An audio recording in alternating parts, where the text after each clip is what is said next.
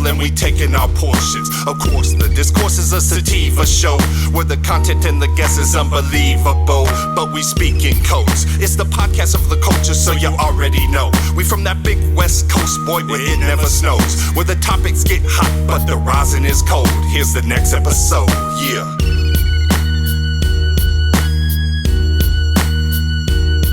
Welcome everybody to another show of Joint Forces. With me, I have a very, very, very special guest. I have father, husband, real estate mogul, genetics guru, the first one with the branded pound bag, the first grower using underlighting, the connector, legacy operator, the first one to commercially produce the world famous cookie strain, master pheno hunter, helicopter pilot, and my old trap partner, Caleb Counts. What's up, brother? What's up, man? Welcome to the show, dog. Can't say I've ever had an introduction like that. Wow. That's right. I gotta copy that one down. Listen, I'll give it to you. It's yours. All right, I appreciate it. For sure. No, like on the show, I like to really just edify the guests, bro. And really like, because these shows aren't about me, it's about you. And it's about like all the fucking badass stuff that you've done. Right? So, man, welcome. This is like a show I've been looking forward to for a million different reasons. But yeah, man. I'm glad to be here. Thank you for having me. For sure. It's been a long time coming, I guess you could fairly say. Yeah. You've been hitting the circuit a little bit lately, huh? Yeah, I've been trying to get out there a little bit. I mean, I spent so much time in this business, like making a point to stay out of, the camera lens. And times are a little bit different. Right. Not only is it a lot more safe to do that, it's also clearly beneficial.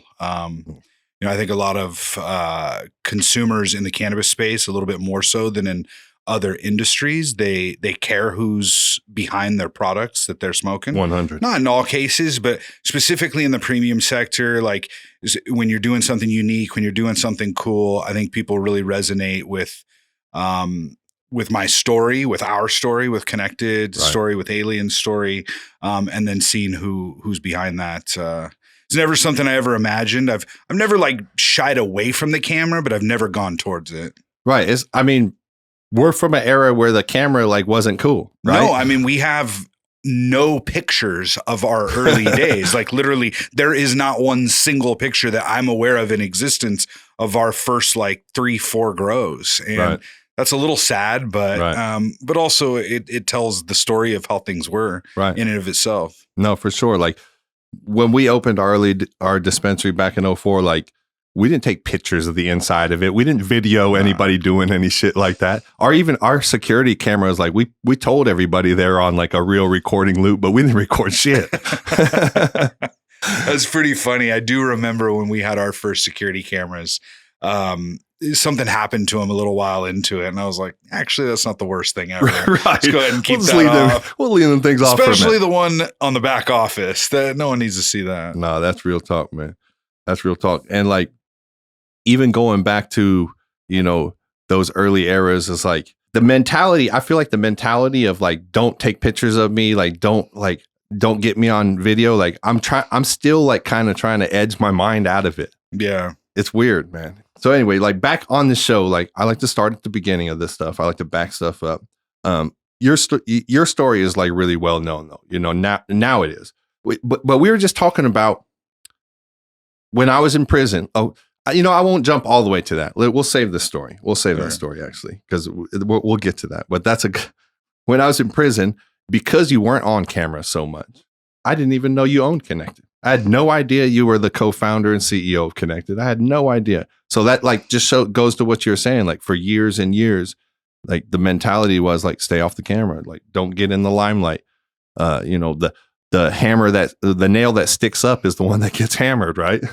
Yeah. And I learned that, because when I first got into the legal business, I was like, now it's okay. And I did get in front of the camera, not like video or anything, but news outlets would be looking for people. And, I was active in the city of Sacramento looking to help move forward the legislation. And then when the federal crackdown happened during Obama's reelection campaign, they actually went after the people. They weren't going after the people that were still trapping or the people had 1 foot in, 1 foot out. They went after folks like us. They sent 2 people to prison, federal prison in Sacramento, for operating an illegal dispensary licensed by the city. And then when I got the tip that I was under DEA investigation, that was one of the most legit points of my life where I was like literally doing everything right. Like, hey, look at me. I'm the poster child of like doing everything checking right. I'm all like the boxes. Working with the city. I'm working with law enforcement to like, hey, this is how it's going to be. And then that was like, yeah, that's cool with local law enforcement. But the feds are like, perfect. You just made my job easier. Right. You just bundled it up for us. Thank you. Exactly. Yeah. That's crazy, man. So I stopped after that. I was like, fuck, I got out of the business for like a year. And then I didn't show my face on camera, interview, nothing for, God, I don't think that started again until I probably didn't get back on camera again. And well after Connected was created, probably, I don't know, 2, 3, 4 years ago, something like that, maybe something like that. So a good like 10-year stretch of nothing. Right. Of like back in it legitimately. But yeah, I was not down with the camera for a long time. Now you're like a vet now. Now you're like, I see you guys doing all kinds of crazy videos. You and Ted, you got Ted jumping on your lap on one of them and shit. Like, dude, I mean, that's the sign of the times in the weed business. Right. Like everyone already knows who Connected it. And now there's all this other noise out there. I'm like, I got to remind them. I'm like, we're actually still doing cool shit. Right. We're funny. We're approachable. Right. Like we're humble. Regular dudes. There's a lot of bullshit in the space where everyone's like, oh, I'm the man. I got to portray this image. I'm like, that may have worked for a while, but it's like that's all played out. Right. Now the weed industry's turned over a couple of times since that worked for people. Mm-hmm. And now it's like, I mean, that's how I am in real life. Be yourself. I'm fucking goofy as fuck. Like I'm constantly making jokes. Like I'm just like, around Connected. It's just funny all the time. And so, we're like, people, if I'm going to be authentic, if that's the point of showing the consumers what Connected is all about, then they got to see the real me. And it's fucking some goofy shit sometimes. I love it, Dong. I'm not even going to lie. Oh, people, I'm getting the responses I'm getting. People are reaching out to me from like high school and shit. Right. Like, oh my God, dude, that shit's so funny. People are like, you shouldn't even be in the weed business. I'm like, hey, give me the out. Right. Show me the contract. Show me the pathway to to being in film or some bullshit, and I'll jump. So does Caleb Counts have aspirations to be an actor? No. The one thing that I do think about sometimes, it's like, I wanted to do karaoke for like the longest time. And then I did it and I was like, that is not my gig. Right. But I'm pretty sure I could have a career as a comedian. Because and the shit you see on camera, like I still got to be reserved, right? I'm the CEO of a company. Right. But the shit my friends see in here is like that it would only work on a comedian stage, but I would have to leave this life. I would have to no longer be CEO of a serious company. Well, you don't think they give you the pass on the comedian stage? Not the shit that I want to say. Definitely not the shit that I want to say. Those comedians, dog, are making bread right now. They really are. It's really cool to watch. They went from a place where there's only like a handful of them that could like get out there, and what the internet's done, it's really cool. Now comedy is, and we need it. God damn, we need a fucking laugh. I'm loving how everything's like flipping back right now. Like now you can say everything again. Right. Fucking thank God, dude. Right. We need a breath of fresh air. Right. I didn't know like even how to talk when I got out. When I got out of prison like 2 years ago, I was like, yo, can I say this? I'm saying things and people are turning around and looking at me and like, yo, you can't say that. And I'm like, oh, okay. Yeah. It was wild. So yeah, no, I agree with you on that. So we'll start up at the beginning. You're born in LA, Whittier area, right? Yep. Stay down there until what, like your early teens or something? Until I was 12. I think I moved to Templeton, which is just outside of Paso Robles or San Luis Obispo, if you've never heard of Paso. Central Coast area. Yeah. And I went there for high school and then college, 1998. And that's where you meet the plug, the homie back in the day, right? Yeah. Later, you go to Chico State. Uh-huh. And that's where me and you link up in Chico State. When I link up, you're already selling trees. Yeah. We met that was my second year in Chico. And that's where I was like getting my way through the dorms. I mean, I made a couple of bucks here and there, but it was mostly like, here and there. Yeah, it was just mostly like, how am I going to get free smoke? Right. Have a couple extra bucks to do a little travel, have some fun on the weekends. But I did a couple of little jumps in the game in that second year at that Second Street house. You met the paisa that was growing it. Yeah. But I made good money with the guy who I met Javier through. I made really good money with that dude. He's actually, I think he's in podcasting now. Is he really? Yeah, his name's Ryan Covey. But unfortunately, he got busted. We made some good money. He was a Bay Area cat, and I learned a bit from him. I made some good money, and then he got busted, and I was like, fuck. I was like, went back. He was the only one that I could get packs from and that would front me packs. Everyone else was like, want the bread up front. Everyone was like, I had cash for like maybe a half pound or something, maybe a pound on a good day. But he was like, take 5, take 10, whatever. Right. That little boost you needed. Yeah. And then unfortunately him getting busted, I mean, that sucked because back then that was serious. Like he actually, he got busted with like 3 pounds, but full on raid, and like, shit, 3 pounds these days, you might walk away with a citation. Like, if that. Unless you're Caleb at right. Unless you're in the airport. Yeah. But he, it was a big deal. He went underground for a while and then popped back up, and he was just trying to make a couple of bucks. And that's how I met Javier. Right on. And I just started like a crazy ass adventure. Right. Crazy ass adventure. So when we go up to Chico, listen, I'm not going to talk a lot about our Chico days because they were wild. Like, we had a Chico.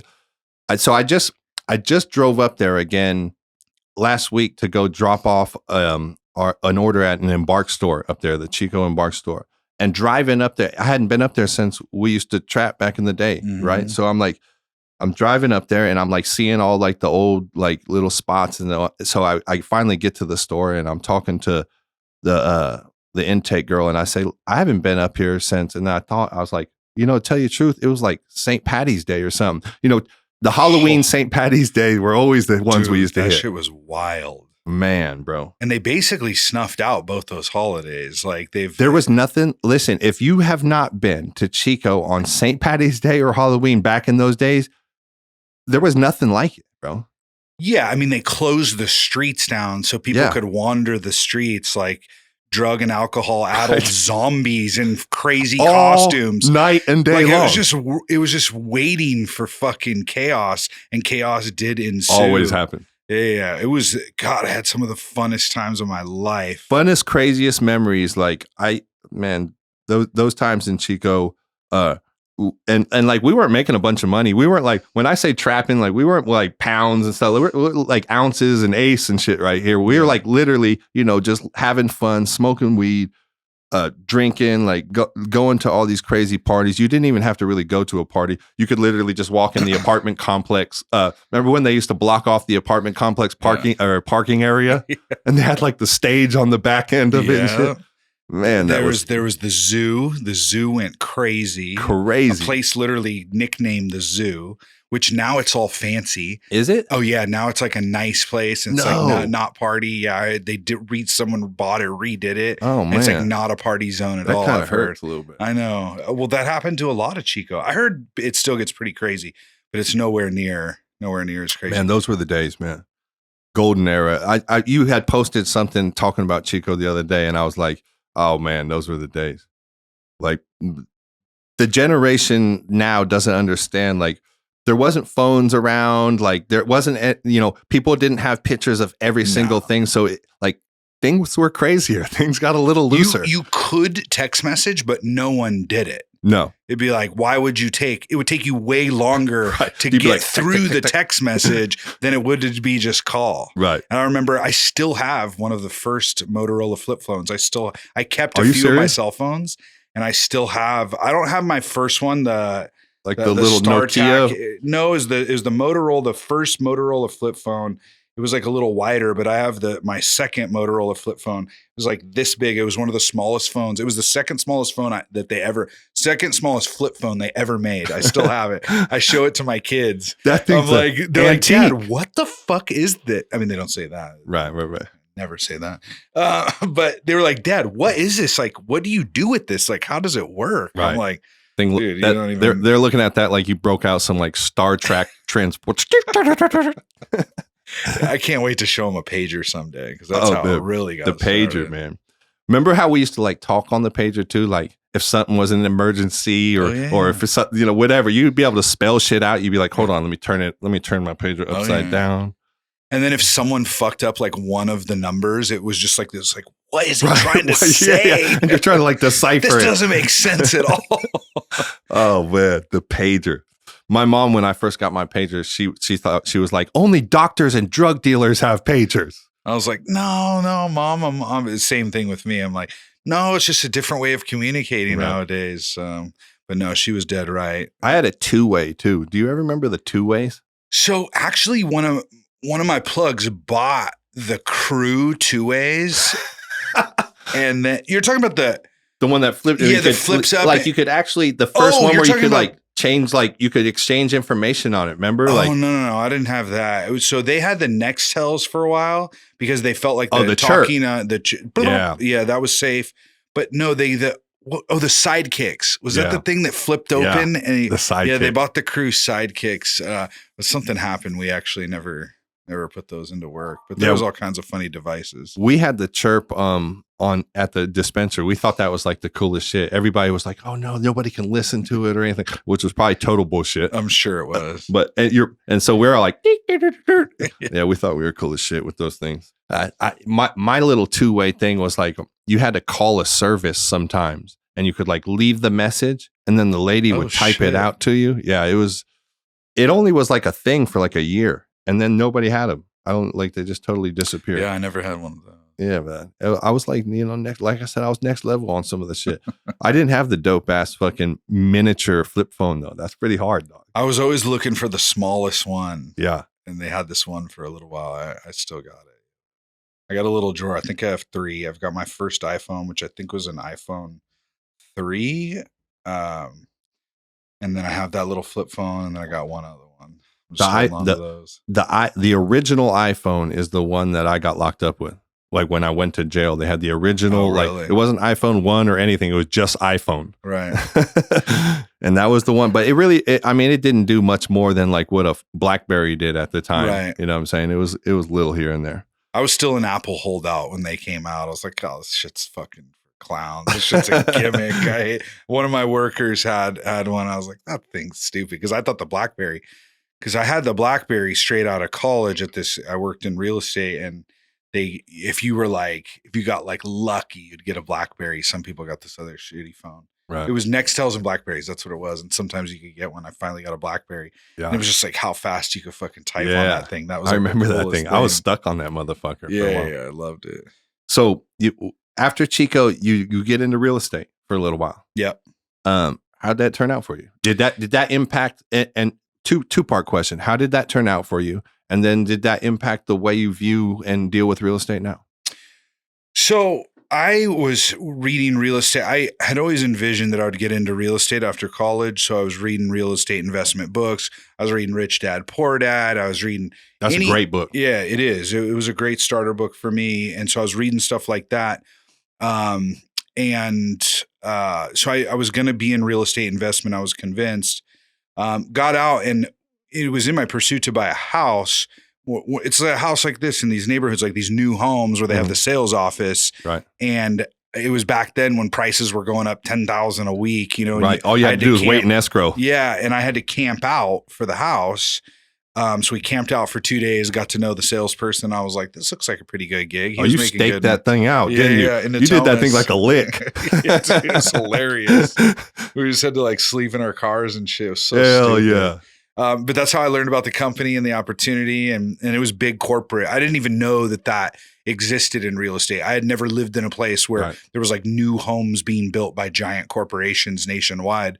And so that was the first time I had seen it. Went to work for corporate America without even really realize it. Didn't feel like I was going to work for corporate America because it was like they were building houses, like the manufacturing was happening right here. Right. Didn't feel like it was based out of Michigan which it was. And but I liked it. I had a great manager, VP of sales. Her name was Michelle Glover. She was incredible, and she came from Southie in Boston. And like her brother was in prison for bank robbery, and so she was like, but she had been through that life, and then she was now this like professional. So she, like me and her, like we, you know, right. That's a resource to be tapped. Not right like there. I was telling everyone I used to sell fucking, you know, weed through college, but it was like, okay, we can align. Like she's in the corporate world now, I can integrate into it. Right. So she taught me a lot. I learned a ton. Right. I did learn a little bit about real estate investment in that process, and then buying homes and that.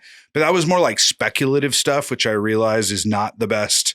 Throwing the dice out there. Yeah, in real estate, like I wouldn't advise that for anyone.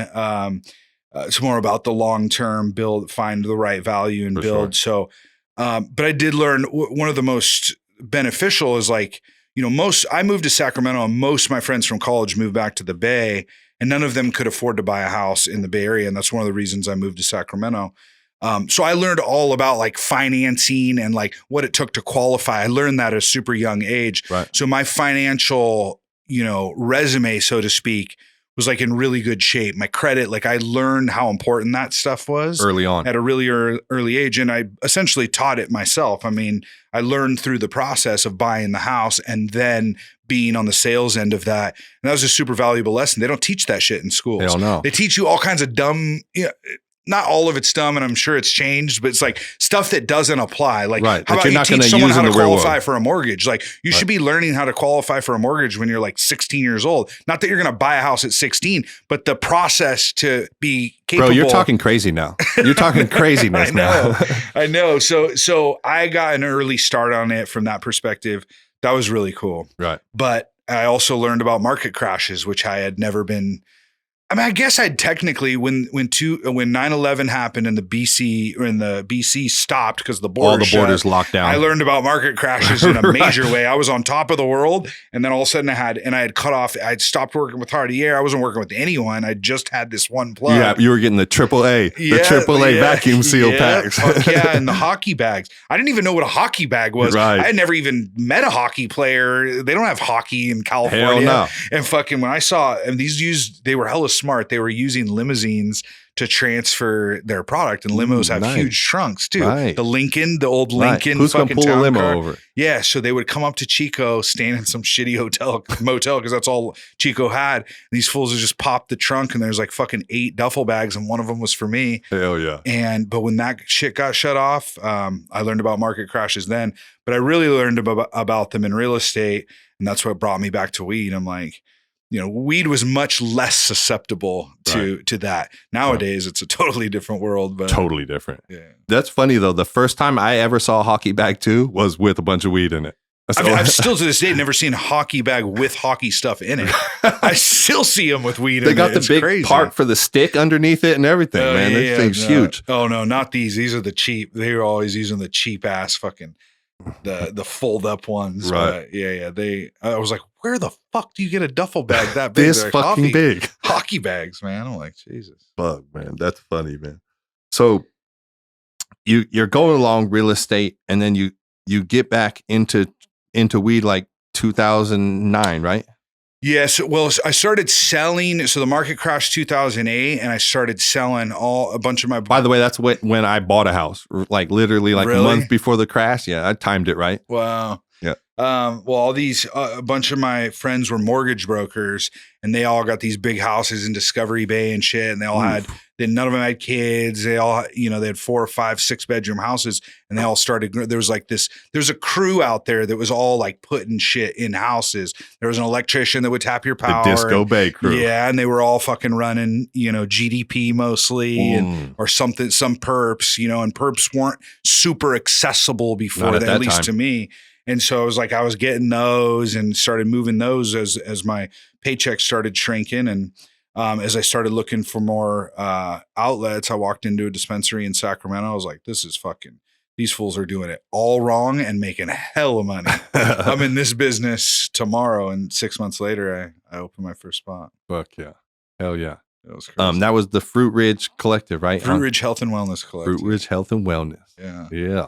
It's a famous spot for a lot of people. For a lot of reasons. Yeah, a lot of people have special stories about that place from day one up until today. It's still cranking in Sacramento. Oh yeah, it's cranking. I was just there a couple days ago, and it was cranking at like 10 a.m., bro.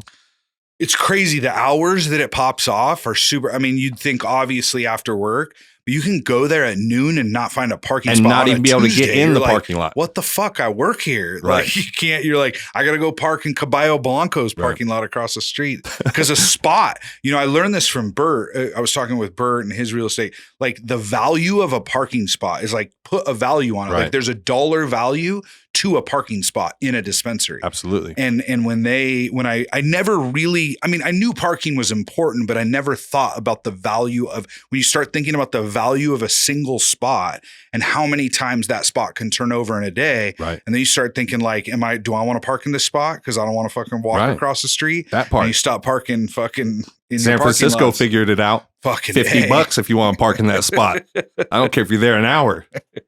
Yeah, no kidding. Our spot in San Francisco, the parking's insane. And not to mention, it's not just the 50, it's the fucking the cost of your window. If you park by our spot, if you park in our spot, unfortunately, you better be careful. I shouldn't be putting that out there, but I should be. No, everyone should be careful. Be careful. But our spot in San Francisco is tough. It's getting better though.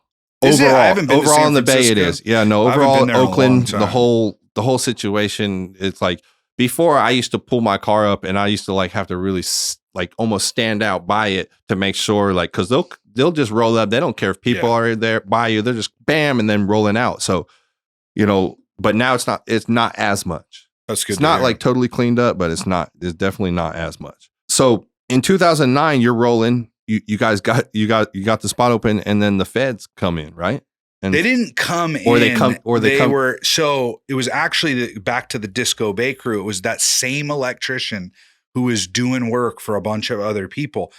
It turned out it was a hydro store, a couple of hydro stores owned by the same people. The infamous hydro store. I can't remember the name of the spots, but they were supplying people. People would come in, talk about their grows. They get comfortable with their customers. Like all hydro stores had this period of time where you get comfortable, where you could finally tell the guy you're growing weed, and finally you get this. So they had this is as I understand it. I can't speak from firsthand experience, but they got comfortable with some customers, and they'd be like, "Hey, we'll front you. You want to blow you got 4 lights, you want 20 lights, right? Like we'll front you the equipment. Hit us on the back end of the harvest. Exactly. We got the electrician who will tap your power. So he had done a ton of houses out there, and then the hydro store got the product back, and then they would ship it out. And so that whole bust, my lawyer was like, gave me the indictment. He's like, you know any of these names? And I didn't recognize him because I knew the electrician, but I didn't know his last name, whatever. Right. I just never had fucked with any of those people. So I thought, and then that electrician, actually, he's the one who got raided. He got questioned about who's Caleb Counts, who's Fruitridge Health and Wellness, blah, blah, blah. Cause he had done a little bit of work for us up there. And I actually owe that guy, if I ever fucking come in contact with that guy, I owe that guy a fucking hug. You don't remember his first name? It's Brian. Okay. I don't Brian. remember. Tap in, bro. Dude, I owe that guy. The homie Caleb owes you a big hug. Because he got a message to me, putting his own self at risk right after getting raided, right? And he's getting, that's a big deal, bro. It's a big deal. And he made a point to get a message to me. And at first the message tried to come through and I was like, it sounds fake. That's like bullshit, yeah. But then I was like, let me listen to this actually. And then it was actually my HVAC guy who was like, hey, he said this, this, and this. And I was like, oh my God. Told my lawyer. He's like, dude, you're fucking days away from being raided. Unless you want to go to prison, you're out of the business in 24 hours and shut down. You did the Robert De Niro 24-hour walk away on heat. That's hilarious. I killed 185 lights. I had 185 lights across 2 grows, killed all those plants. And then every gram of weed was out of the dispensary and the place was closed and everyone. How hard was that to make that call? Fuck, man. It was like surprisingly, I'm proud of how quick I made it. Okay. I mean, I was at my attorney's house, Mark Reichel. Shout out to Mark Reichel. He's the fucking man. He's just like, he's still in practice? He is. He's in Sacramento, federal attorney, criminal attorney. He handles the big shit. But he's like, I was like, I got to come talk to you. He's like, come to my house, And I came to his house and I just remember sitting there and he's just like, I mean, he just pulls no punches. He's just like, this is what he's giving me advice. A lot of attorneys don't give advice, They're like, well, Well, they want to make money. Yeah. And he's just like, you are fucking a ghost in 24 hours. And I trusted him significantly. He had rode with me through a bunch of other shit. And I was like, fuck. And I just made the phone call right then. And people were like, are you sure? Like, is this really Caleb? Because I had tripped out before. There had been like, you know, there's a van in front of my house for 3 days. Back then, that's how it was. I'd call people. I'd be like, I need you to go fucking check this van out. Go fucking look in the window. Go knock on the door. Right. I need you to go fucking. And one of those actually ended up being, they were doing a stakeout. This wasn't for me. They were staking out a murder. Fucking, I was fucking sweating bullets. Fucking, you're like, this is a straight stakeout. Oh my God. I saw the fucking guy. I was like, that's a cop. I saw it for the first time out of the 1,000 times I was looking through the mini blinds for sure that there's cops for various reasons, all through Chico. Fuck, man. Woo. But there was actually a guy, and I had a buddy. I was like, hey, go fucking knock on his window. Right. I need you to fucking do me this solid. Knock on his window and say, hey, what are you doing? What's going on? Yeah. And he was like, we're staking out a murder. Fucking get away. And I was like, oh my God.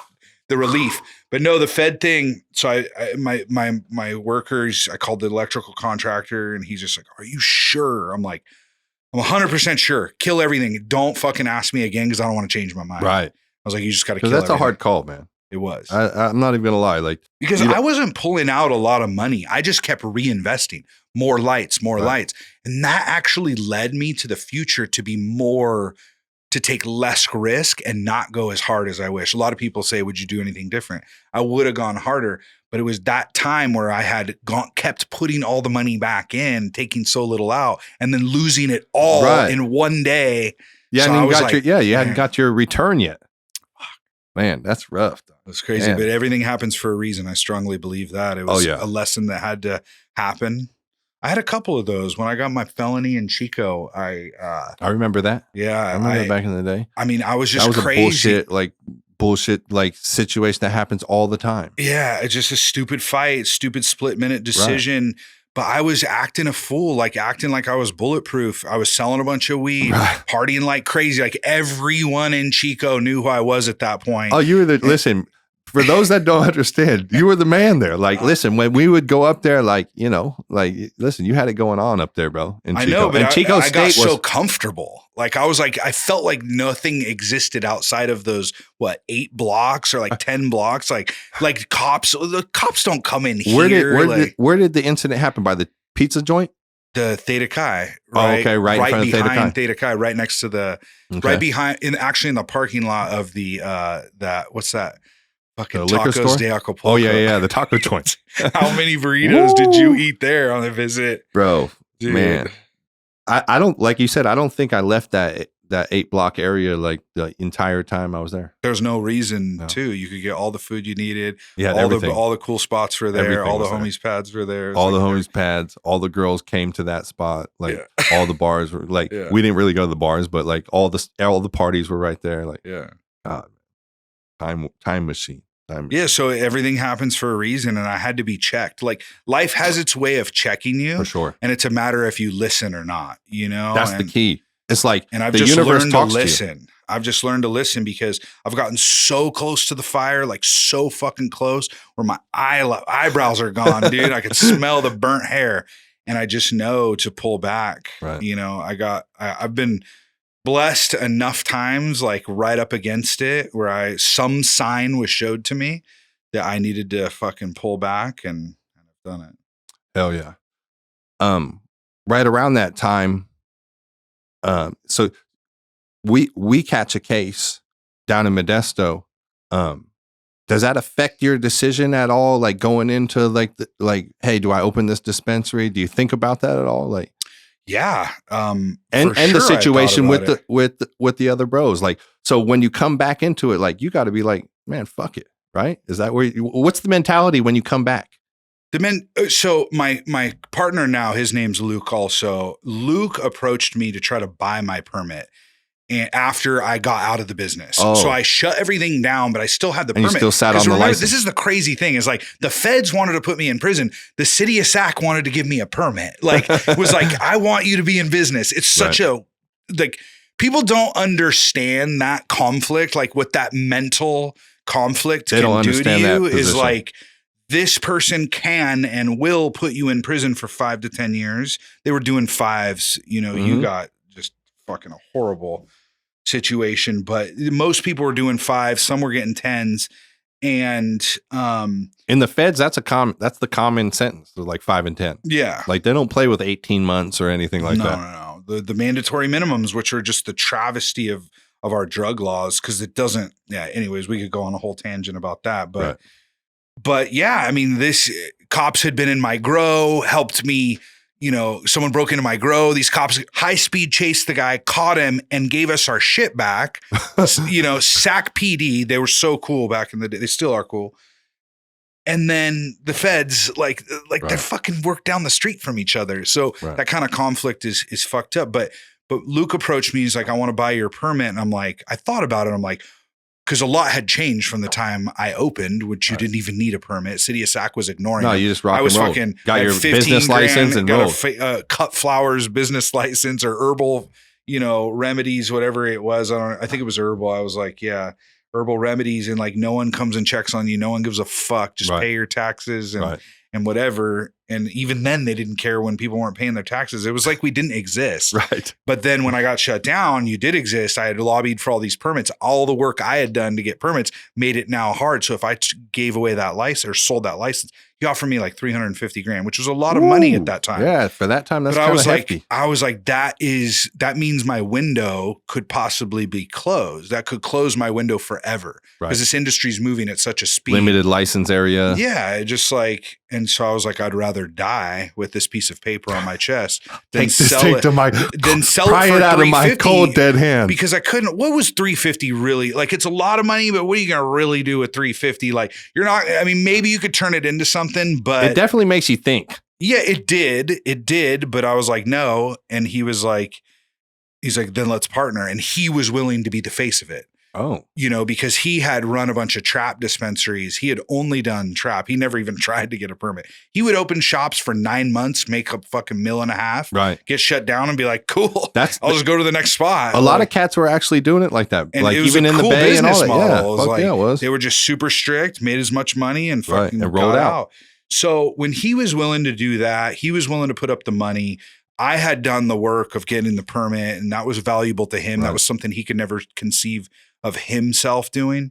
And so it was really the perfect partnership. So yeah, when I got back in, so he was going to run the shop. He was going to be the face of the shop. And then we went to Oakland where it was safe, because Oakland's the Northern Federal District. Sacramento is Eastern. Big you don't want to mess with the Eastern. Yeah, I don't got to tell you, Eastern District, night and day, hour and 15 minutes apart. Difference between we don't even care what you're doing to I want to fucking ruin your entire life. Right.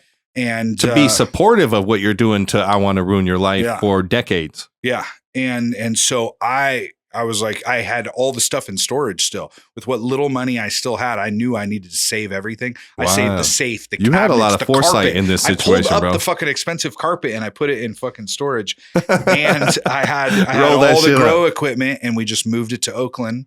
And so I ran the grow in Oakland while he ran the spot. So I felt safe because I was in Oakland, doing my piece, and he was doing the shit. And they weren't really messing with Oakland much back then. Oakland really didn't let them. That's what was cool about it. They weren't willing to help whatsoever. See, the interesting in Sacramento is SAC PD wasn't interested in helping, but the SAC sheriff was. I got raided by SAC sheriff, aided by SAC PD before permits on grows or anything. Right. Like same buildings, like someone's breaking in, we're here to help you. Someone's breaking in, we're going to try to throw you in jail. Right. That's when Mark Reichel showed up and he said, don't you dare throw my client in fucking jail. Don't you actually even take his fucking plants or I'll sue your ass. And they were like, what the fuck? Mark is a beast. He is a savage. He showed up and talked shit to the SWAT team and they didn't even know what to do. I guarantee they had never experienced anything like that. And he fucking got them. They walked out of there. They took one plant for evidence. They cut the power. But little did I know, that was at what we called 29. That was across the street from the grow. I had 27 right down the street. We just took those plants and put them in the aisleways and finished out that harvest. Yeah. That was savage. What a crazy time. Yeah, man. But yeah, man, so that's how I got back in. But yes, what happened to you was a big eye opener. I mean, that was fucking scary as fuck, especially because I knew you. Right. And I was hearing, we weren't in touch that much then, but I was hearing directly from our mutual friend. Yeah. Mm-hmm. And so I was hearing like directly what was going on before I was just like, that sounds so crazy. I was like, that sounds wild. But, you know, I did what I always do. And I heard, you know, I read through as much as I could. Right. And, you know, in my mind, carved up the difference between what I was willing to do and what they were reporting that you were doing. And I was like, well, I just won't do those things. I'll do it better. Yeah. No, for sure. That's how you're supposed to. If that was even true, it was just what they were saying in the thing. There's like anyone and everyone. Well, most of it's not true, but you know that now. It's not. You know that now on the back end. So you have this situation where you're rolling the collective for a while. You guys are doing your thing. And then you end up linking up with Burner, right? And having basically like a genetics deal. Well, it started as a licensing deal first. As far as I'm aware, the first licensing deal in cannabis history.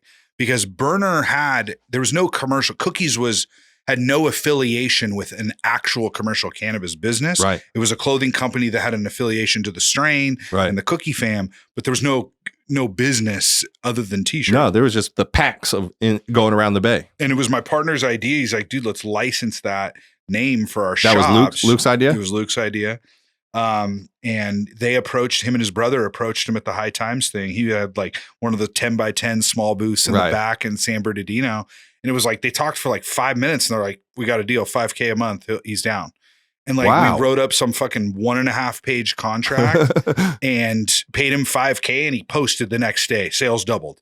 Sales doubled the next day. Sales doubled the next day. Sales doubled. It was something for like 13 days in a row. Holy shit. Like sales just kept doubling just because Burner was like, this is where you get the real shit. A double in sales, a 10% or 20% increase in sales is crazy. A double in sales is phenomenal. And you're saying that it went like that for like 2 weeks. Yes, because we weren't advertising or anything. So when we opened back up, my partner he was like, he had balls, but he still didn't want to. I don't want to be on Front Street. This was just the spot that was like about to get fucking burned down by the feds. So we were doing like nothing in sales. It's just like being quiet, use advertising on like one site. Right. Word of mouth a shit. Double was like $3,000 to $6,000, you know, it was like, or even less. It might've been like $2,000 a day.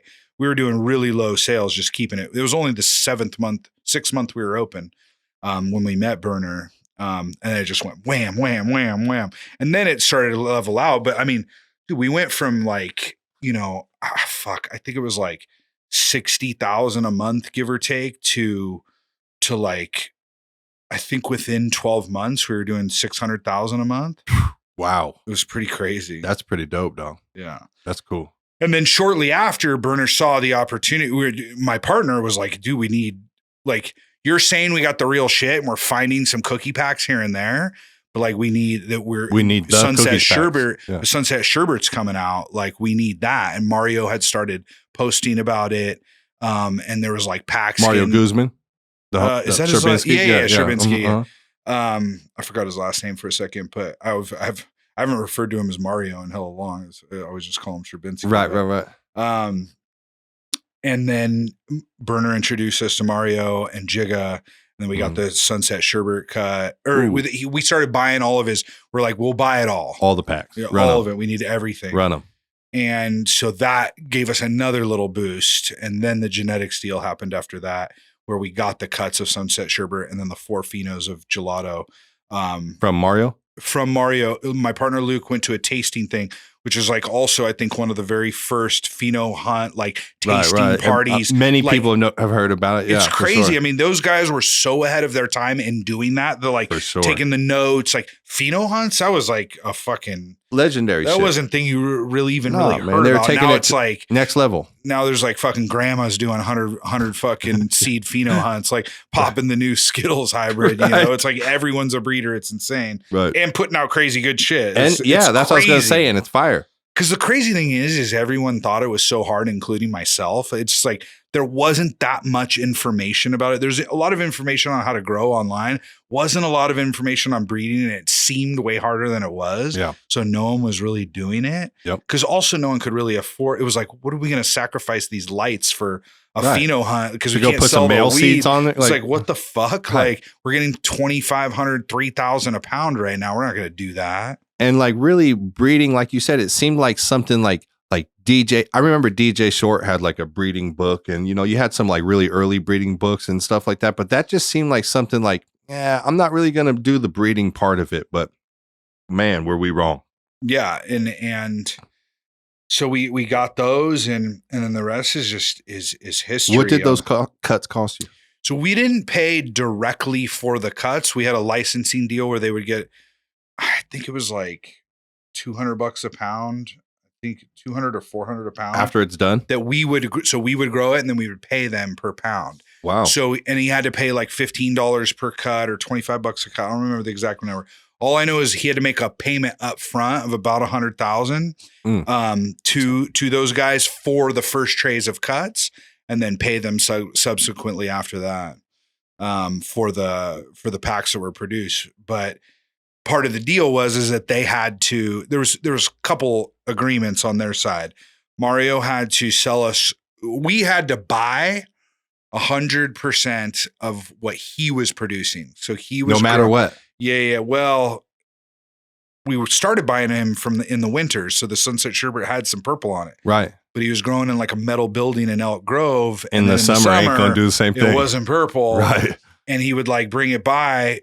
He would, and you're like, bro, I can't get the same number on this. So he brought it to the SF store, dropped off like 40 pounds, got cashed out. Oh. Luke wasn't there. Manager bought it. Oh no. All green pounds. It's all green, doesn't smell good. He's like, fuck this. Like, we can't we can't pay you $3,600 a pound for like weed that doesn't even resemble the strain. He came by, picked it up, went straight to the Green Door, which was our number one competitor at the time. Green Door back and then. Sold him all the weed. And then Green Door was immediately in competition with us. So that was a violation of the agreement. And then also they had to post on social media that like we were the ones. They had to give us validity online. We got the real shit. And Jigga never made one single post, not a single post. And that was directly like, that was a clear component, because otherwise you could grow a bunch of shit and you could be like, I got this, but if he ain't saying it's us, then if the bro that you're saying, hey, I got this shit, ain't validating it, anybody can say that. Yeah. And so the whole deal fell apart. We already had the cuts though, but the whole deal fell apart. We were on bad terms with them. Berner was like kind of caught in the middle, but he was collecting a big check, because at that point we had 3 stores. Maybe we had even had our 4th in San Jose or Vallejo at that point. So he was caught in the middle, but he's like, I'm collecting a big check. So he couldn't really side with them. He's like, well, fuck, that's your guys' deal. Right. That wasn't my deal. Giving me the money right now. Yeah. So that went on for a while. Then we ended up renegotiating to get back in line with Jigga. And we had created Biscotti, and we had created a deal with Berner that we were going to give him the credit, or he was going to take the credit for creating Biscotti. Right. He did name it, and he did help select the Pheno. He's good at naming. He's super good. When he came up with that name, Biscotti, I was like, what? Dry, flavorless cookie. Because I don't like Biscotti cookies. But you haven't had the real one, bro. We got to get you some real Italian Biscotti. Dude, a few people have said that. So no disrespect. You're right. I will acknowledge that I've only had the little. My grandma would have killed it for you. Yeah. See, I've heard that from a few people. So I got to try it fresh out the oven. I got to try some of those. But it just like wasn't my thing. I feel you. I'm like, this is like to go from Sunset Sherbet to gelato to like now this like dry-ish. You're cookie. Like, here, crumpet. Yeah. We're gonna name it a crumpet. I wasn't, but I'm not a marketing guy, and I would always acknowledge. I would question it, but I would like let my partner was marketing. Berner's clearly marketing, and he was right, man. Because also it wraps really good, and Biscotti. According to some AI tools, is the #1 most mentioned song or strain in music. Wow. As of like 2 years ago, it had over 4 mentions in over 400 songs. Holy shit. Yeah. I would have thought cookies would have been the most, but Biscotti. I would have too, but Biscotti, And who knows, maybe it was wrong or that was early AI days. Shit, could be. I mean, I know I've heard it a million times in the songs. And it's still getting mentioned. Right. That's what's crazy. I mean, it's Cookies Fuego. isn't getting mentioned anymore. Not as much. Because no one even grows it really. No. The irony is, it's like, where can you even find legitimate cookies anymore? Well, that's so funny how that shit happens. I was just about to say that. It's like, where's the fucking Thin Mint? Like, who's got the cut? Who's growing good cookies? Bro, it broke my heart when I got out and they didn't have, like, the granddaddy wasn't the dopest shit, like, getting grown everywhere. I was like, what do you mean nobody has, like, the real cuts of the real shit anymore? And I got good news for you. I was going to bring you some, but it's hella dry. We're dropping some this summer. Bro. We got the real cut. Man. And Connected's doing a limited drop of some GDP. Do I got to get my sleeping bag? And, you know what I'm saying? Let me know, bro. No, I mean, I'll get a tent and all kinds of shit. You don't even have to go through the front door. That's right. As soon as it's ready, I'll make sure. Hell yeah. Because I heard you talking about it. You were talking about it Bro, recently on some. It's my favorite of all time. Dude, and it disappeared off the face of the earth. Face of the earth. I mean, it does yield as bad as I remember, but it is the real deal. And that's why we were paying it tastes like it. $4,000 a pack for it back then. So you'll have a nice batch coming for you. I think it drops in July. Oh, that's my birthday month. Oh, perfect. Man, you timed it was meant that, to be. Universe aligns when it's supposed to. I love when that happens. I'm going to ask you straight up. Are you and Burner still cool right now? So Burner and I never really had the relationship. I always thought that I never really liked the way he did business. I mean, we made a lot of money together, but it never felt like Burner was appreciative of the deal. Partnership. Yeah. I mean, how much money do you think you gave him over the whole time? What's the estimate? Ballpark me. If I had to guess, it's probably 2.5 to 3 million would be my best guess. And I mean, that's not for the pocket watchers. That's not for the pocket watchers. Yeah. If I had to guess, I mean, it's hard to say. He got some big chunks. He did split some stuff up with Jigo, but at the end, we were paying him $100,000 a month. And it's that's a good just right there, that's 1.2 million in that 12-month stretch. And we had a deal we started working with him in 2014 and it ended in 2018. So it's like, it started at 5, but it very quickly went to like 30 because the next dispensary we added was San Francisco, and that one we named Cookies. So that one was $25K a month. Right in Frisco too. Yeah. Right. And that one was popping. And so anyways, he made a lot of money, but I always felt like he never appreciated the deal. But aside from, so I didn't deal with him a lot. We had some conversations a few times, but mostly my partner dealt with him and they still talk from time to time. I've got nothing against Burner. I'm really stoked for his success. Right. Like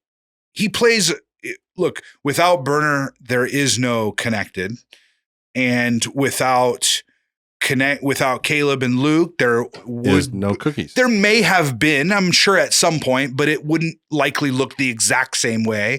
I mean, we really blew it up in a major way and helped them become one of the biggest. Right. We grew 100% of their commercial production from the inception of their entry into cannabis until 2018. And so that's a good start for someone. We put him on the map. We put him in the right spots. He played his role, but he also started some competing brands and shit during the same time. Like a different brand besides Cookies? Yeah. He started, it was Exotics. He did it with Ivan from Jungle Boys. Oh, okay. It was Exotics with the Z. That fell out though, right? It didn't work out.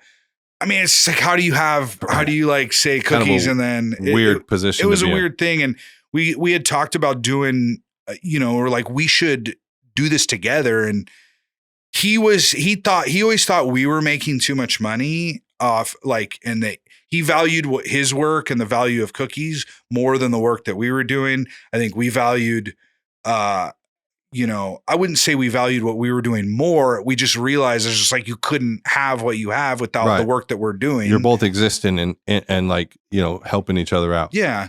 And when everything when we decided to terminate the contract or the end of the contract, they weren't happy about it and they got kind of nasty about it. We just kept our mouth shut and our head down. But once that faded, it's like, I don't think there was any hard feelings. Right. I mean, he's obviously gone on to be extremely successful and build a massive organization, and I'm happy for him. And he's played a pivotal role that will go down in marijuana history as some of the building blocks of this industry. As ugly as it is today, it's beautiful, it's ugly, it's nasty, but it is on its way to becoming, a household product, Absolutely. you know, and accepted and discussed and treated in the same way cannabis did. And, you know, I'm stoked to have played a role in that alongside him. And I think when it all shakes out and people think about like the household brands, let's say 20 years from now, when you can get on your phone and order it anywhere, I think Connected and Cookies will definitely be in the top, you know, whatever 5 or 3 or whatever, when people are thinking about, I'm gonna say profit in there too, but you know, I think that's like kind of the goal, right? Is like in the end, like when people think about the best wine that comes from Southern France or from Napa Valley or for whatever, right? Yeah. You want to be thought about in those brands, right? And that's like, I don't know, I feel like that's kind of my aspiration, is to be like in that position at that time. Yeah, I mean, I would be blessed to have that be the case. And it seems, I was just at the gas station the other day and some dude with a fucking British accent was like, "Yo, you're the Connected dude, Lo." And he was like, he's like on the phone. And it's just like, that kind of stuff's surreal. Like, it doesn't do anything for me other than remind me of that we've done some really cool stuff that has impacted a lot of people. Right. Like, I don't get excited about being recognized. I'd actually prefer that I wasn't. I feel that. The fact that the company that we've built has made a lot of money for people. I mean, in the days when we were just moving packs, like we started some of that helps get some of the biggest people in the game, right? That whose names aren't even known. You know, there's some people who have made millions off of Connected who, you know, their name's not even will never be said. Yeah, it doesn't even, people don't know them. And I like that. Like that, the fact that I played a role, I built something that then helped build something for others. I'm really big on watching all boats rise. Right. You know, and that means more to me than like Caleb personally being associated. I want Connected to go on like that. You know, if that is what's in the books someday, right, and my name never gets mentioned, that's more than fine with me. Right. I'll know it. My kids will know it, and all the people that played a role in it. I think you're not going to be able to not be mentioned in the history of this, brother. I hate to break it to you, but you talked about your kids and your 2 sons and your daughter. Uh-huh. Do you see them taking over Connected? Like, is that what it is? What's the play in Connected? Is it leave it to my family as a legacy dynasty that continues on? Or is it sell it, make a bunch of money, and leave them the money to do whatever they want to with? The past 10 times I've tried to predict what might be of Connected someday, I've been wrong. So we're going to have to see what turns out. But I don't know. I envision someday, like right now we're looking for a brand manager for Connected. I really want someone who, and it's on the marketing side, but I really want someone who wants to live, eat, and breathe it the way that I used to. Right. I'm running the business component of it that keeps me a little bit away from the stuff that was the most special, that is the most cool. I feel you on that. So, you know, I could envision at some point that, you know, I'm able to build a team that I'm able to pass Connected off to. I think that'll likely happen before, you know, because you can't work in this business until you're 21, which is ridiculous. Right. You can go off to war, go get killed. Yeah, you can do all kinds of ridiculous shit, but you can't work in the weed business. Right. But so I think it's not that likely that my kids will end up working with Connected. But what I kind of envision is that they work in the industry, and that, you know, without anything being given to them, that some paths are available to them, right, to do something cool that they find interest in, not just something that I did, and hopefully are able to touch or integrate or work. Like, that would be cool if they ended up working for a company or worked or built their own thing, or I helped them build, or we build something together that ends up collabing with Connected. I'm huge on collabs. Yeah. I love it. No matter the size, it's like, if there's a way that we align, if something that you do and something that I do like aligns, and we can do something cool together. So that I could envision something like that. And that would be really, really amazing. That is pretty cool, man. What's the best advice that you could leave to your son and your daughter, or your son and your stepdaughter? Like right now, this is the last thing you get to say to them. What's the best advice you could say? It's something about risk tolerance, which I think is the hardest to teach someone, because it comes from here. Right. Like, it's a little bit of this and it's a lot of this. A lot of that. And it's a lot of this. And so listen to your gut, but push back. Always question it, push back, and find it. Like, that's what I've done. And we were talking about it earlier. It's like, I've gotten right up to the fire, and I think you got to find where the fire is. And I think you got to get as close as possible. And that doesn't mean putting your life at risk right. or your freedom right. necessarily.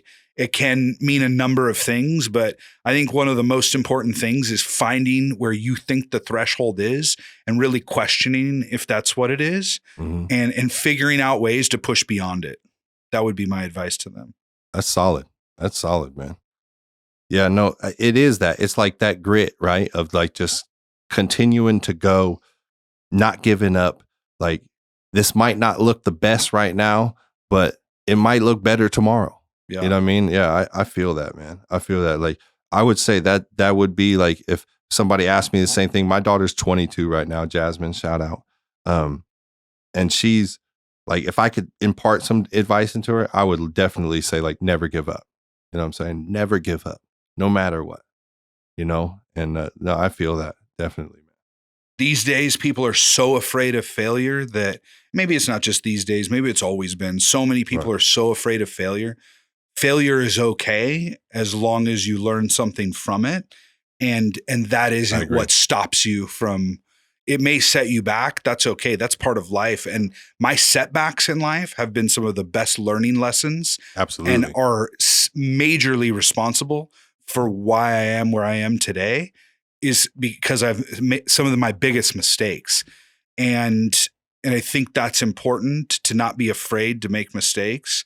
And then it's all in the same, like, don't give up. Like, you get hit in the face, you get right back up and you keep going. Just try not to get hit in the same spot in the same way, in the same face, in the same way, with the same hook. Yeah. No, I feel that.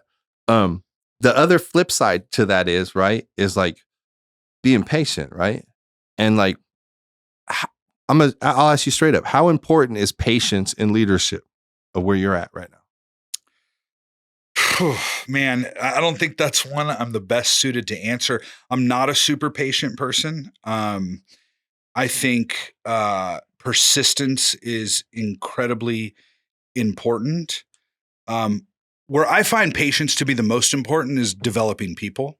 Okay. That is critical. And I've pushed people too far, too fast. I've pushed them to failure. And that's probably one of the biggest lessons that I've learned. And I think I'm a lot better at now. I feel that is being patient with people and their abilities. If you truly, like, someone's working with you for a reason, like, that's one of the things I give myself, one of the few things I'll actually give myself credit is identifying talent. But that is a real talent, though. Yeah, I'm pretty decent at that, and I'm pretty good at developing that talent. But I used to push them too far, too fast, based on what I think I'm capable of, right. But they're capable of other things that I can't do. So I've learned that patience in people, but patience in business, yeah, I think there's a place for it. It's not something I've nailed. I've made a lot of mistakes, and I still make mistakes today that cost me a lot of money or cost us a lot of money. But like my mentor always says, you only have to be right 51% of the time. So I think that'll fly. He tells me that as like a CEO, you only have to be right 51% of the time. I'm like, damn, that's interesting. You're like, I'm doing pretty good then. Yeah, I think so. I'm like in the low 60s. Right. Hell yeah. So yeah, I think that's, if I could, I think that makes the most sense to me. Fuck yeah. You have a lot of things going on. You end up linking up with Ted Liddy at Alien Labs, right? You see him on the internet or something, right? Tell me a little bit about that. Yeah, I mean, that was back then when Instagram was the end all be all of cannabis, and you could do and say and post whatever the fuck you wanted. You mean it's not that right now? Oh my God. Dude, we lost our account again. And we paid to get it back, but we can't log into it, but it's there. It's so fucked up. Oh man. But anyways, yeah, I saw him on Instagram all the time. My partner, once again, he was like big in marketing. My partner was obsessive over Instagram, like the whole thing. And he built his business off of that. And then subsequently our businesses. But yeah, he would like, I would know who Ted was because of that. And he looked huge. And I was always like enamored by people, who are willing to go out there like post themselves, and then also like appear so big. And then you'd meet them. It's every time you'd meet them and then hear what's really going on. It was like, dude, this guy's on a fucking shoestring budget. Right. But literally making himself look like he's the biggest brand in California. It was crazy. Welcome to Instagram. Dude, it was crazy. Yeah, no shit. I guess that's what it's all about. But we linked up and he was cool as fuck. And we just kind of clicked, from the very beginning. I'm just like, I need as much of your work as possible, and built a relationship like that. What was he just bringing you packs at the beginning? Yeah. It was packs. He had been trying to get into my store for a long time, and my buyer was like blocking him, and I didn't know this. Buyers be doing that shit, dude, man. It's all ego, like insecurity. It's such dumb shit. Yeah, it's super stupid. It's like, dude, the best weed should be on the shelves. Like, it's just like, fuck. Whatever though. So he goes around, the buyer gets to you. Yeah, he paid one of my friends. He said, I need an intro. To get an intro. My bro. I didn't know he paid her. She never told me. That didn't come out till years later. That was so funny. I gave her shit smart. about that. She's hella smart. Hella smart. Well, they offered it up. She's like, fuck, $1,000. I run it. I'd call him right now. I was fucking run it. Go have dinner with you. No problem. I put him on FaceTime for 2 bands. That's funny. So we met like that, and then just started working together, and his shit was selling really good. And I felt like he was always shorting me. I'm like, fuck, dude, how do I get more of your shit? He's like, dude, you're getting like 80% of it, 90%. You're taking the whole crop, like, yeah, bro. right, dude, you're huge. I can tell. He's like, dude, we have like 60 lights spread across 5 trap houses in Redding, California. I'm like, what? I'm like, we're jumping the meter at 2 of them. I thought you on all of them. I thought you had like 1,000. I swore I thought this dude was a beast. Yeah, you thought he had like a whole warehouse complex. He wasn't even growing. It was his partner that was growing and just trapping out of fucking Redding. And so, anyways, and then it was just like come time for licensing, recreation. And he's like, no, we're just gonna stay in the trap. I'm like, dude, come on. And we gave him the keys to a facility. We said, these are basically your employees. You tell them what to do, when to feed the plants, what strains to plant. Wow, you gave them full autonomy. Full autonomy. Wow. I still believe to this day that brand deals don't work unless the person has full autonomy to run, like brand deals with partners. Right. Like if you don't own them, you have to give them full creative control. I agree. And in this case, creative control is growing the fucking weed. Otherwise, why the fuck you buying it? It's like, what is the point? Right. Like to try to you found something that was just perfect. Right. And then why didn't you just build it yourself? Right. Well, I'm renting it because I couldn't build it. I built this thing, but it's totally different from that thing. And it's like, you're an artist. They are artists. Like if you grow super good weed or you market weed really well, you're a certain kind of artist that stands out from the rest. That's just it. Because there's a lot of people that can grow pretty good weed now. There's a lot of people that are okay marketers, but it takes quite a bit to stand out. I say that all the time. Like it's back in the day, you had to know the guy who had the fuego, right? Yeah. You had to just know the grower back then. Now there's so much around. It's like, what separates your weed from all the 1,000 other brands that are right in your category right there? Yeah. And it's really with us at Profit, it's the story. Like it's the story and then exceptional quality. Yep. You know what I mean? Yeah, there has to be a story, or the marketing's got to be so good. Brilliant. You have to be a marketing ace. Right. And it's really all bullshit. And there's some of the biggest brands in cannabis are bullshit. That. And I've got no problem with that. Hell no, that's cool. It's like, it's game. It's just a form of the game. Listen, I'm never going to knock somebody how they get money. Like if you can convince somebody that you have, if you can sell an Eskimo ice at a high price and get them twice, hey.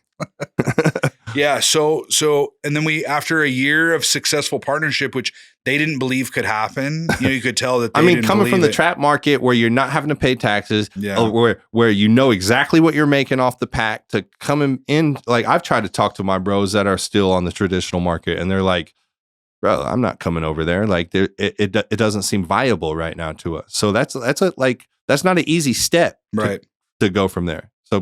But we stuck by our word. We gave them true autonomy the entire process, and then we successfully acquired them in 2019. And what'd you pay for it? I can't say. You almost got me there.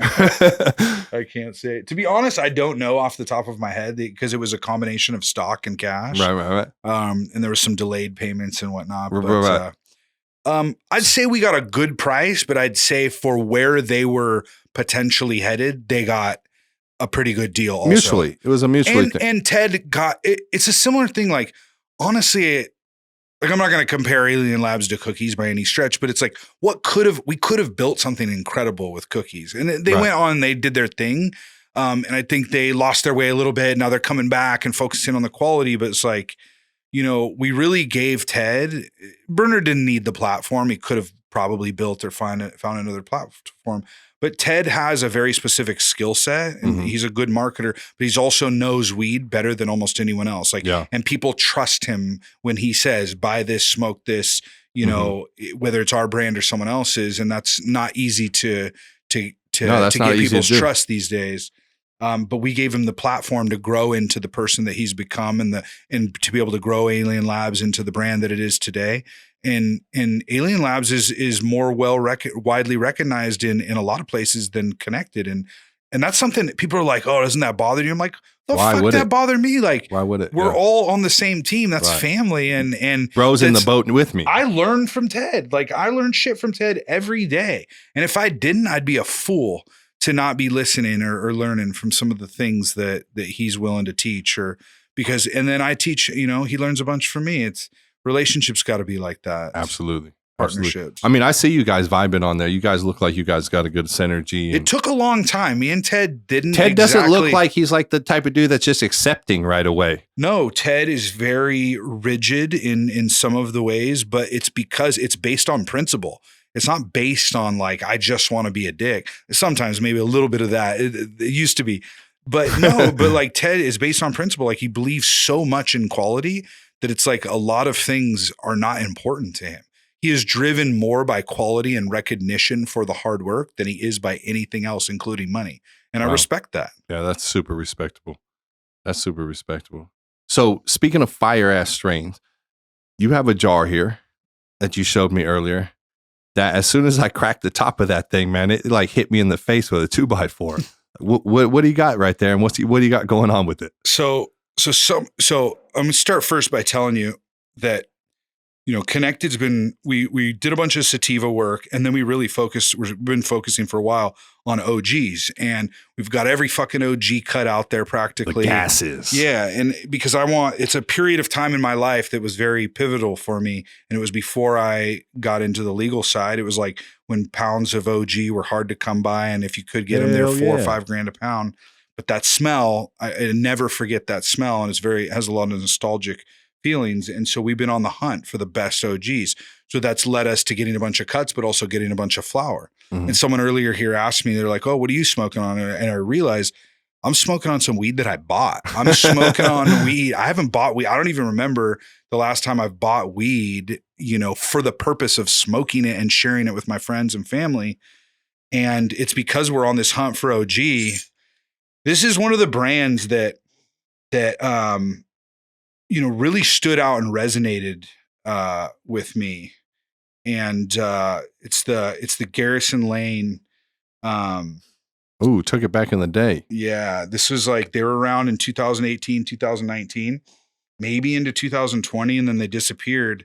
And then my homie in LA, he's like, dude, I got that Garrison Lane. I'm like, you got to be kidding me. Let me see. And he busted out this turkey. You're ready to drive over there right there. He had like a turkey in his fucking living room. Like, who's pulling weed out of turkeys? Like, I can't stand all these jars. I like miss the turkeys and the bags. It's not the best for the protection of the weed, but it's like these fucking jars are heavy and clanky and shit. In your bag, they're it's like hard clink, to like clink, clink. walk around with volume of jars. You're like tearing the strap 100. on your fucking. But he busted this shit out, so that's why I brought it here for you today to share with you, because I bought a half pound of it just to share with people, because this is what OG used to be like. It's make OG great again. It's what it could be again. But we're working, and so we've been doing a bunch of crosses. We got this Propane Valley Area 41 cross, and you notice that smell, and we're really trying. I mean, that's what it was, and that's what it should be, and we're trying to find that. Oh, that's nice. We're fucking with some other old stuff. We got some Bubba Kush crosses. Man, this almost smells like a can of gasoline right here. Right? Man, Petro all day. The Fire Farmer Propane Valley crossed with Alien Area 41. So We're just on the hunt for fuel. We go through phases, right? And it's like whatever. And this is, if you could smell, it's Blue Runs crossed with Bubba. Okay. You can smell a little bit of the Bubba in there. It's got a little bit of the candy with it. But we've been on that, like, take something old and cross it with something new to try to be representative of what things used to be like, smell like, taste like, but bring some of the modern day look, taste, and smell to it, because we can't let what happened to Granddaddy happen to all of it. No, we can't. And we're bringing back Granddaddy, and if anyone else got some old shit that they'd like to send our way for us to breed with, to try to bring back some of these old flavors, we're on the mission to not let old genetics die. I love that, bro. I love that. And like, we need a reset, because we've got to a point to where like everything started smelling the same. You crack 5 jars there, it's like 5 different gelatos or 5 different runs, and that's like, listen, it's a testament to how good those strains were, right? Are. But man, when you're a real connoisseur, a real smoker, you want some variety, man. Like, even when we had the dispensary and we had unlimited access to the Granddaddy and the Urkels and everything that was the OGs, everything that was the best at that time, I still went to like a Super Silver Haze or like something just to like pivot off of and be like, oh yeah, man, that's nice. Yeah, it's like what I say is like, it reminds you of what it's like to get high school high again. Right. When you switch over to some terpene profile, some genetic that no one's even fucked with, it's been off in a corner, off in someone's, shit collecting dust, or in the corner of someone's mom room. Right. And we're bringing that stuff back. We've done some Super Silver Haze crosses. We've done some GDP crosses. We're going to do a bunch more. Man, I'm excited. It's like, I love Skittles and candy, but it's like, God, how much can you do of it? Yeah. And I'm even burnt out on some of the gelato stuff. So many of the crosses. Now I'm going back to like Gelato 41. I just want Gelato, the original. 40. Yeah. It's I just saw some of that the other day. I was like happy to see it. Yeah. What does Connected have coming up in the near future? So one of the things I'm most excited about is the launch we have a new partnership going on with Smoking Promises from the Broken Promises team. That's your new brand, right? Yeah. Smoking Promises. We're following the same model that we created. It took us about 5 years to perfect it with Alien, and now we're ready to expand on it because we want to offer a platform. We want to go to new states and new countries with a platform. Dope. Like, premium is always going to have its place, but the way cannabis is changing, the way the economy's been, like, people should deserve to have quality at different offerings. And Connected and Alien's always served. They've have some overlap, but it's always served, people in a similar price tier. Right. The Smoking Promises is really high quality stuff. Found some really high yielding genetics so that we can offer it at more of the working man's price. Yeah, at an economic price. I like that. Jason and Mandy are the founders of Broken Promises, the clothing brand, and then they spun off Smoking Promises, and we're working directly with them. Nice. The relationship has been fantastic. They're amazing to work with. I'm learning stuff from them. They are genius marketers. Okay. And they're tapping into a consumer base, not just ones that are a little bit more price conscious, but just like an entirely different group of smokers that are pursuing things, their choices for different reasons than Connected and Alien might bring in. And we're looking to just bring that platform to a number of different states. We're in California, Florida, and Arizona right now, and we're in some pretty exciting discussions to be in a couple other countries and a few other states. So I think we'll ink at least one, if not 2 deals in 2025. Nice. And 2026 likely to be a very big year for us expansion wise. I like that. So going into these other states, what I think gets lost on a lot of people in California is, like, in a lot of other states, it's still illegal, like, or still quasi legal, right? Like how we were back in like the med days and 215 days.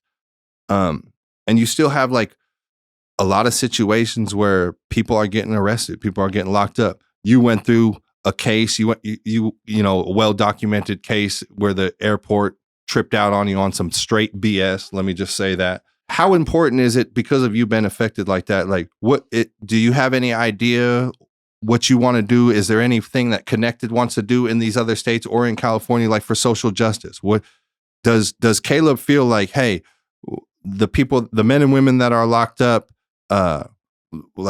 is there a platform for them? Is there something for them to do with Connected? Like, talk to me about that a little bit.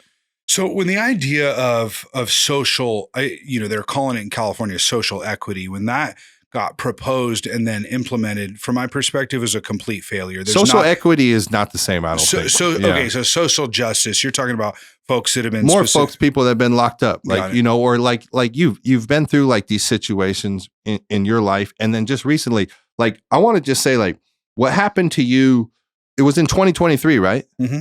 So that was almost like a time warp, bro. Like, you literally had to go on house arrest. You literally had to drug test. You had to have your entire home searched. Like, they wanted to give you like 100 hours of community service or some bullshit. Yeah, I told them I couldn't afford it. Right. I cannot afford to have 100. It's like, I got kids. I got like a whole job. Like, I can't do 100 hours of community service. It's insane. So, like, literally a time warp. Like, you went through the same shit I went through back in like 2006, where I had to get drug tested, ankle monitor, all that other BS. So like, I just feel like, more than most of these like big brand, owners, more than a lot of the MSOs. Like, hey, like, you've actually been affected by the negative effects of law enforcement and stuff like that. Do you think it's important for brands and companies to be involved in that space? Yeah, and let me clarify. When I said social equity, I think it means different things in different places. I think it does too. Because a lot of programs, if you were incarcerated or charged with a drug crime, you qualify. It's not necessarily about what neighborhood you lived in, or what zip code, or what ethnicity. And as I understand, New York has done a really good job. They put they're calling them social equity applicants, but I know one of the main qualifiers is the incarceration or the having caught a drug charge case. And it sounds like they've actually done a decent job. Like, the way it was done in California, they basically forced, they put people in situations like, oh, you can get this for free. But really, there is no meaningful way to be in business by themselves. Where it sounds like in New York, they actually did a good job. And New York's one of the states that we're really trying to go to. Another state that we're interested in is Massachusetts. And it sounds like they have a pretty good program in place for that. One of the guys that works with us, he lives in Massachusetts and he's connected. He actually did a bunch of work with some of those folks that actually have dispensaries that they own, that they operate, that they were able to get through. And so the idea for us to work with folks that have been harmed by the war on drugs is, of course, something that is interesting and exciting to me. I think, unfortunately, in so many cases, like, the government has either made it impossible for them because their crime doesn't allow them to qualify for a permit in a lot of states. Yeah. Like, there's all this bullshit. Like, so many of these limited license states, like, if you're not a rich white dude, you're not getting a permit. Give me a break. Like, there's, so it's the states that have a little bit more open opportunities, and California has completely fucked it up. There is no success story whatsoever in California, but we're excited about going to these other states because there's actually, like, there's networks established where there's still single store operators or 1, 2, 3 store operators, but they have a background story that is similar to potentially to mine or to yours. And they're actually, like, they got put in a place, they got given an opportunity and got set up for success. In California, they're set up for failure or for sock drawer agreements where they don't even have anything to do with it and they're getting some paycheck on the side. And that's not benefiting anyone. That's not teaching anyone a valuable lesson. I just don't. I think Embark might be doing some okay stuff with that. But other than that, it's like you just don't hear of it. It's all bullshit. Right. So I would love the opportunity. I don't know enough about the program, but I'm understanding that a lot of the stores in New York, like, they have a limit on how many you can own if you're one of those RO licenses. And so most of them are what they're referring to as social equity. And most of them are likely to have experienced some sort of harm from the war on drugs. Hell yeah. And that's just like to me, that's just like working with the homies. It's like, fuck, any opportunity, right? I'm happy that you guys are in, to have represented you guys. Yeah, and I appreciate that, looking brother. for an opportunity, any opportunity we have to work closer with you and your brand. I had to be honest with you, until I came here today, I didn't realize how elaborate and how big it's gotten. And I'm super happy for you. It was great to hear about that. I mean, the amount of time that you were able to accomplish that is pretty impressive out of prison. So yeah, thanks for you. And any way we you. can support and work together would be great. Hell yeah. And we are, man. I mean, listen, from the Chico days, trapping back in the days to 2026, baby. You know how we do it. And like I said, I love collabs. We got product. I'd happily do a profit collab. So let's line something up. Hell yeah, man. So everything's said and done. It's at the end. How does Caleb want to be remembered? What? I don't even know. I don't even think about stuff like that. I guess I think when I hear what people say about me, I hear a lot that people ask looking for something like, does anyone have anything bad to say about you? And It sounds like there's very few people out there that have a bad thing to say about me, about how they've worked with me. I'd like to be remembered as someone who created a platform and an opportunity for a bunch of other people to be successful and to make money. And that would make me happy. I don't need anything other than that. That's dope, though. Where can people tap in with you if they want to get a hold of Caleb? @Counts is my Instagram. That's the only social media that I have. I don't spend a ton of time on it, but and then of course connectedca.com. The one that you can get in, but kind of not. No, that's our Instagram connected.intl for Connected International. That's our new page, and then our website www.connectedca.com. Dope. Hell yeah. Well, thank you everybody for tuning in to another show of Joint Forces. Make sure you hit that like, subscribe, comment, and share button, and we'll catch you next time. Thank you.